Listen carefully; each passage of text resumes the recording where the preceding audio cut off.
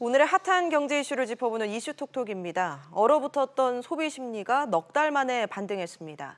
식품을 제외한 생활물가 오름세가 둔화되면서 소비 심리가 개선된 것으로 보이는데요. 낙관으로 전환된 이 소비 심리를 통해 국내 경제 상황 진단해 보겠습니다. 김방희 생활경제연구소장 모셨습니다. 소장님 어서 오세요. 네, 안녕하세요. 예, 먼저 이 소비자 심리 지수라는 게 어떤 지표인가요? 요즘은 CCSI라고 표기하는데 예전엔 CSI라고 그랬죠. 그래서 예.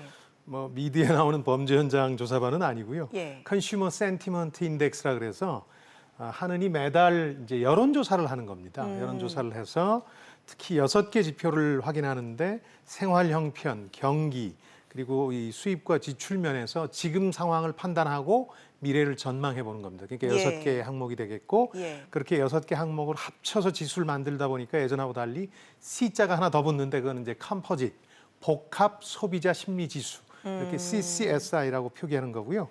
다들 아시겠습니다만은 100이 기준이죠. 그래서 100 이상이면 낙관하는 거고 100 이하면은 비관한다. 이렇게 보시면 되겠습니다. 예. 그런데 사실 체감 경기가 그렇게 썩 낮은 것 같지 않은데 그렇죠. 이 지표가 좀 개선된 이유가 뭘까요?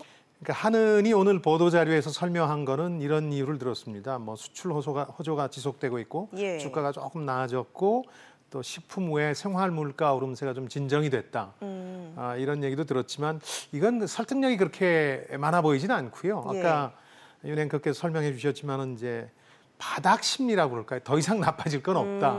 이런 게 좀 작용한 것 같고요. 또 예. 하나는 이제 바닥을 찍고 올라가는 그렇습니다. 건가요? 네, 예. 이제 올라갈 일만 남았다 이런 정도의 어떤 정서가 있었던 것 같고 이 조사 기간이 남북 정상회담 전주예요. 예. 그리고 그 후에 추석 연휴가 이어지니까 일단 심리적으로 조금 나아지지 않겠느냐 하는 기대감이 반영된 정도거든요. 왜냐하면 숫자가 100을 넘어섰다는 게 의미가 있지 증가폭 자체는 2.5포인트 올라간 거라서 큰 의미는 없어요. 그러니까 바닥 심리와 함께 뭐 좀 나아지는 거 아닌가 하는 약간의 기분 호전 정도를 이제 감안한 지수 상승이다 이렇게 보시면 되겠습니다. 예. 뭐 수출업계와 주식시장이 되살아난 이런 것도 좀 반영이 됐다고 봐야 될까요? 어느 정도는 이제 그런 어떤 기분에 영향을 미쳤다고 봐야죠. 이거는 이제 어떤 숫자를 얘기하는 게 아니고요. 예. 사람들이 느끼는 낙관적인 심리, 비관적인 심리를 비교해 보는 겁니다. 예. 그러니까 주변 영향을 많이 받아요.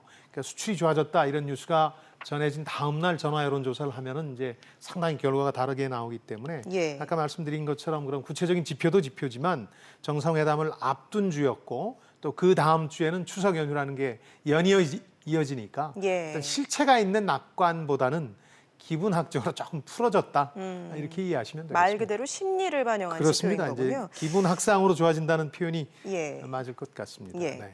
좀 세부적인 부분을 들여다보겠습니다. 예. 취업 기회 전망 지수라는 게 있는데 이거는 좀 여전히 안 좋게 나온 것 같습니다. 그러니까 구체적인 지표를 들여다보면 상황이 좀 다르다는 걸 알 수 예. 있는데요. 아까 말씀드린 6개가 이제 주요 항목이고 그 밖에 소소한 것들도 여론조사를 하는데 말씀하신 취업 기회 전망은 뭐냐면 일자리가 더 늘어날 것으로 보느냐, 당신이 취업할 기회가 더 있다고 보느냐 이런 건데 예. 이것도 1포인트가 떨어졌고요.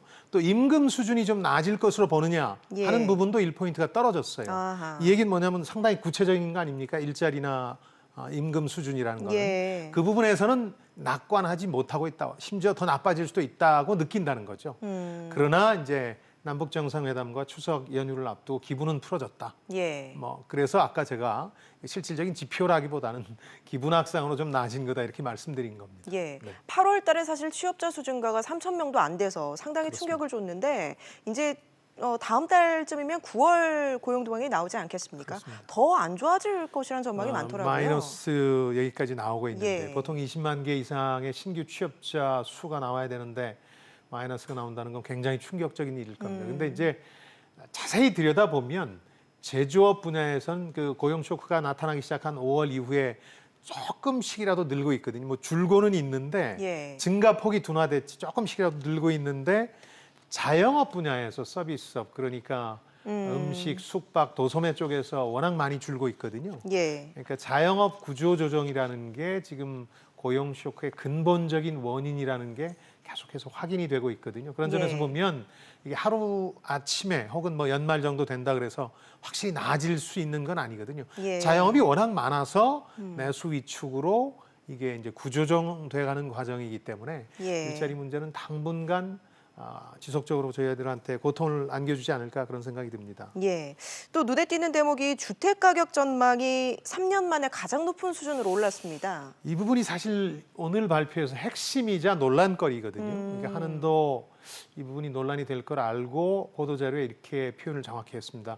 여론조사 기간이 아까 말씀드린 것처럼 일주일인데 9월 예. 10일부터 17일 일주일간 했거든요. 그러니까 남북정상회담 전주, 예. 추석 연휴에 2주 전인데 근데 보통의 여론조사, 전화 여론조사를 중심으로 조사를 하게 되면 전반부에 하고 후반부는 이제 분석 작업에 이제 돌입하게 되는 거거든요. 예. 그래서 9.13 대책이라는 게 얼마나 반영됐느냐가 하는도 잘 모르겠다 이렇게 얘기를 했는데 저도 개인적으로는 9.13 대책 이후에 어떤 부동산 시장에 대한 세간의 평가가 조금 어긋나는 거 아니겠습니까? 예. 실제로 관망세로 돌아섰다 9.13 대책 이후에 그리고 예. 21일 공급 대책이 나오면서 확연한 관망세다 이런 얘기들이 많은데 이 조사 결과는 상당히 그 높은 수준으로 주택가격 전망치가 올라갔으니까 이게 안 맞는 거 아니냐 그런데 이건 여론조사 시기와 밀접한 관련이 있다는 생각이 들고 저는 개인적으로 이제 일주일간 여론조사를 하는 경우를 들여다보면 초반부에 주로 이제 이루어지기 때문에 9.13 대책의 여파가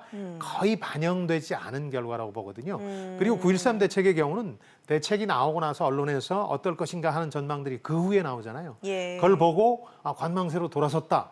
이런 얘기를 가지고 사실은 사람들이 어떤 심리적 판단을 하는데 예. 그런 판단을 하기 전에 여론조사를 한 거기 때문에 그래서 예전 같은 관성으로 그 정부가 무슨 대책을 내놓는다고는 하는데 계속 오를 거야. 예. 이런 기분으로 이 여론조사에 임했기 때문에 이런 결과가 나왔지. 예. 실제로 부동산 시장이 뭐 9.13, 9.21 대책 이후에도 그렇게 막 뛰는 건 아니니까 그런 점이 분명히 기술적으로 포함돼 있다고 봅니다. 예, 9.13 대책 영향은 그다지 반영이 되지 않은 것으로 저는 이제 그렇게 분석을 판단하고 해주셨는데 있습니다. 네. 사실 지금 대책이 한두 번 나온 게 아니잖아요. 그렇죠. 그럼에도 불구하고 집값이 오를 거다라는 전망이 나온다는 건 어떻게 해석해야 될까요? 만일 이게 9.13 대책이 나왔고 그게 충분히 반영됐는데도 이런 결과가 나왔다면 이건 굉장히 걱정할 일이죠. 예. 왜냐하면 8번째 대책이자 가장 강력한 해머 정책이라는 9.13 부동산 대책에도 불구하고 집값이 오를 것이라는 전망치가 이렇게 3년여 만에 최고치로 나왔다는 얘기는 그래 정부가 무슨 방법을 써도 집값은 오르게 마련이다 하는 이제 이른바 막차 심리까지 다 이제 폭발하는 단계인데 예. 글쎄요 이 조사 결과와는 달리 실제 생활에서 그렇지는 않거든요. 예. 그런 점에서 본다면 아까 말씀드린 것처럼 9.13 대책 혹은 그 이후에 9.13 대책 평가에 대한 언론들의 보도가 반영되지 않은 그냥 이제 정부가 8번째 대책을 내놓을 거기 때문에 예. 잘 못 잡나 보다. 막연히 집값은 계속 또 뛰겠구나 하는 느낌을 가지고 이 9월 10일에서 9월 17일까지 여론조사가 이루어진 게 아닌가 예. 그런 생각이 듭니다. 예.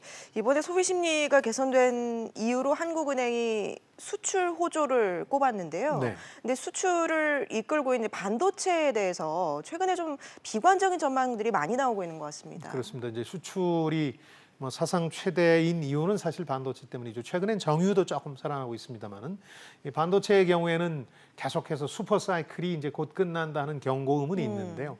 다만 이번에 조금 저는 희망적으로 보는 게 오른 것도 과거에 1994년경이나 2000년경처럼 폭발적으로 올랐다 갑자기 떨어지는 건 아니라는 거죠. 폭발적으로 예. 오른 건 아니기 때문에 2년여에 걸쳐서 슈퍼 사이클이 찾아왔기 때문에 떨어지는데도 상당한 시간이 걸리고 그리고 이제 외국 그 투자 은행들의 경고와는 달리 저는 이제 그런 기술적인 조정을 거쳐서 일부 반등도 할 수 있기 때문에 예. 비유하자면 이제 제 기억으로 1994년에 메릴 린치가 그 당시에도 공급 과잉을 얘기하면서 이제 $10대로 오른 삼성전자의 주가가 너무 세다 이런 얘기를 해서 $8까지 떨어졌는데 이듬해 $17까지 다시 뛰었거든요. 그러니까 단기적인 이제 조정 후에 반등을 한 경우도 있는데 예. 제가 보기에 이렇게 너무 비관적일 일은 아니다.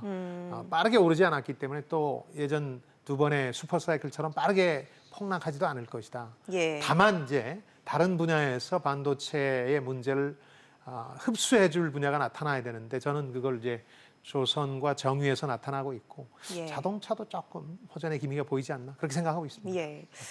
여하튼 뭐 최근에 계속 이제 경기 전반에 대해서 안 좋은 소식만 들려왔는데 소비 심리가 개선됐다는 얘기가 나오니까 그나마 좀 좀 예, 나은 좋은, 거죠. 뭐. 예, 그리고 좋은 소식인 것 바닥 같습니다. 심리라는 예. 것도 그렇습니다. 이제 떨어질 만큼 떨어지는 거니까 예. 오를 일만 남았네 이렇게 느끼는 것도 사실은 경제에 아주 좋은 영향을 줄 수 있는 심리 상태죠. 예, 소비 심리가 개선됐다고 하니까 이제 우리나라 이제 최대 쇼핑 축제죠. 코리아 세일 페스타가 이제 시작이 됐습니다. 오늘부터 하죠. 예, 예. 좀 어떻게 좀 반영이 될까요? 소비 심리가. 저는 이 예. 점은 조금 회의적인데요. 이게 3년 차입니다. 음. 이게 언제 생겨났느냐면 메르스 사태 때 워낙 그 내수가 위축된다 이런 얘기 때문에 정부 주도하에 미국의 블랙 프라이데이를 흉내내서 우리나라 이제 하기 시작했는데 아무래도 정부 주도로 하다 보니까 민간이 어정쩡하게 참여하는 경우가 많아요. 막 적극적으로 자신들이 필요해서 하는 게 아니고 예. 특히 백화점 같은 경우는 자체적인 세일 행사가 워낙 많기 때문에 예. 형식적으로 참여하는 경우도 많고 또 하나 이제 그 어떤 소비자들이 체감할 정도로 충격적인 그 할인 행사는 없는 것 같아요. 그러니까 요즘은 그 모바일로 어떤 할인 행사에 가도 다 최저가를 확인해 보잖아요. 예. 그러니까 오늘도 저희 방송에서 이 문제를 좀 다뤘는데 많은 소비자들이 실제로 최저가 확인해 보면 그거랑 비슷하거나 최저가 구매가 더 싸다 예. 온라인으로. 그러니까 사실은 체감을 못하는 거죠. 그래서 지금 기로에 선 것 같아요. 올해 같은 경우는 3년 차에 참여 업체 수도 좀 줄고 정부 예산도 좀 줄었는데 할 거면은 제대로 화끈한 전국 단위의 할인 행사를 하고 예. 어정쩡하게 지금 뭐 안 할 거면 안 하든지 그런 상황인데 어떤 분기점에 서 있다. 코리아 세일 페스타가 정말 우리나라를 대표하는 대규모 세일 행사가 될 건지 아닐 건지 굉장히 중요한 기로에 서 있고 그건 아마 정부와 유통업체들이 어떤 결단을 내려야 할 대목이라는 생각이 듭니다. 알겠습니다.